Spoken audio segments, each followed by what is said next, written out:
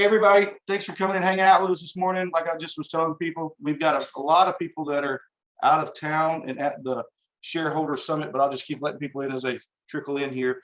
I changed out today's schedule, our setup, because we're going to finish up the reasons why to have a CPA set up your LLC and how to pay yourself as a W-2 and those entities that you need to put in place and how to file as an S Corp and all that. We'll do that later. I've been getting lots and lots of phone calls of people worried about the Fed hiking the rates and hiking again probably before the end of the summer, and all the fear mongering going on. So I just wanted to call George and get his opinion about it and let him show us some of the stuff that he sees. And anyway, George Bayluni, Silverton Mortgage. Overall, it still seems like it's healthy. From the mortgage side, last year was a record origination. We had a lot of refinances back then as well, with rates in the 2% range. Oh my God. Hard to believe. Look at George was talking about cycles, right? So everybody has access to this data. Let's do all sizes so that we don't manipulate any of it. And so, I mean, here you see, this is just in the back of your MLS, and you can go in and set whatever you want to, all the prices, categories, lock it down as tight as you want to or as loose as you want to.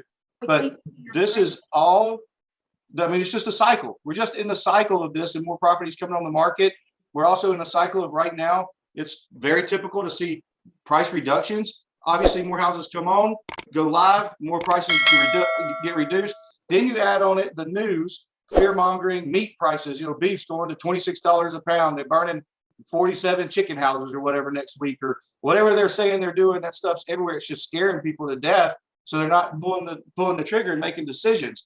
But there's still divorces. There's still people getting married. There's still families growing, and there's still people moving. So don't buy into the hype. It's just the cycle. Yeah, definitely. So like I said, from an origination standpoint, or at least a lot more people are paying cash, which I guess is good. But the housing market, or at least housing sales, should, I believe, end the year, if it keeps up the way it's going, is probably the second highest on record for sales. I know most of the builders, they're trying to, it's usually supply chain that's causing them not to get more houses out. Waiting on cabinets, waiting on appliances, waiting on something. So concrete. If you owned a concrete plant right now, you'd be a billionaire next week. But look at these numbers right here. I mean, this will tick down. This will go down, but this is the median percentage of the list price. So things will change. We will see this come back down, and it's all normal. So when you guys are listing properties, tell people we are in the shift. We are pivoting, and it's a little harder than normal because of the fear, but it's still not that abnormal. The thing that's abnormal is them increasing the Fed rate, which causes, it causes true inflation. They're trying to stop it, but they're prices, gas prices, food, all that kind of stuff, housing, as far as like if you're going on vacation. I want to hear from you guys. What are y'all go play with us in your MLS systems? They've really updated a lot of it. But what do y'all see happening with your people? And maybe we can shed some light on it. Or I just want to know, I'm curious. There may not be anything wrong with it. Everybody go at once. Well, I'm definitely seeing, this is Paula. I'm definitely seeing less traffic at my showings and less offers for sure. But I'm still seeing that one buyer that really wants to have the home, so they're offering over list. So there's always seems to be that one buyer. So it kind of goes along with what he has said about, it's still a seller's market, but it's just not as crazy as it was. Do you have listings right now, Paula? What did you say? How many listings? So they're all under contract. 4. Yeah. So are you seeing price reductions on the comps of those listings?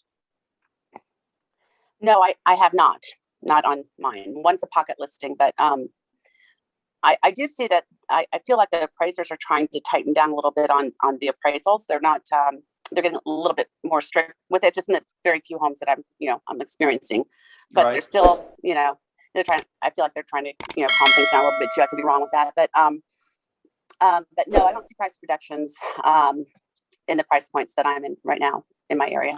I know I've got a couple of listings, and we've had to reduce prices quite a bit, but it was more for, I believe it was more for lack of maintenance on the properties. So it's not really, it doesn't really tie into this right here. Anybody that came in would still have that. Price still rules everything. Rhea, you're there? I'm here, Dan. Good morning. What are you seeing in your market?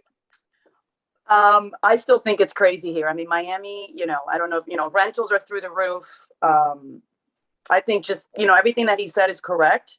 However, I mean, I'm on my MLS every day. I do see price reductions have been, there is more price reductions here. Uh-huh. But I think with the amount of people looking for homes from the Northeast, I mean, I'm currently working with 2 buyers from Massachusetts, millennials, up to 3 million. And they've given me their cousins, their aunts, and they're all selling and moving over here. I think there's more. I think people have more money in their pocket right now than they've had in a long time. I mean, I completely agree with. I think they have more access to it than they've had in a long time. It's not just $100 is worth $50 now because of inflation. $100 might be worth $80 now because of inflation, but they still have the $80 that they didn't have 5-6 years ago. Correct. I mean, I think there'll always be buyers. I think they try to scare us, with that, with the inflation and the interest rates. But, my parents bought houses with 15% back in the 80s. So, this isn't that bad. And one of the things, historically, the 30-year fixed comes in about 7 3/4. So if you're thinking about it, we're still even lower than average. It's just that when you're at 2 and 3% for so long, correct. People are about to have heart attacks, and there is a payment shock. But historically, it's still not bad. The first house I ever bought was 8 1/4, and I remember coming back to the office and people were tapping me on my back. Oh my God, that's a great rate, George. You did so good. I'll be sharing insightful and informative videos on stress-free retirement, being your own bank, setting up college funds, understanding Social Security, wills, probate, trust, and how the Fed Reserve rate hikes affect your mortgage rates. And always real estate solutions. I'm your go-to expert in real property. Look for my YouTube channel, living in Canton, Georgia, where it is sunny as can be right now.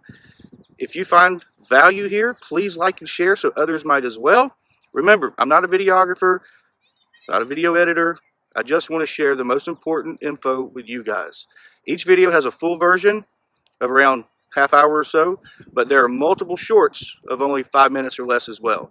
My name, Daniel Klopfelter. My area of specialty is real estate and asset protection for more than 25 years. So why am I exhorting you to view financial-based videos on a real estate channel? Good question. I believe that we all do better when we know better, which is why I'm here to expose you to a team of experts who know the topics that matter most. All of these topics work in unison. Full disclosure, I receive nothing for doing these videos other than the satisfaction of adding value to you.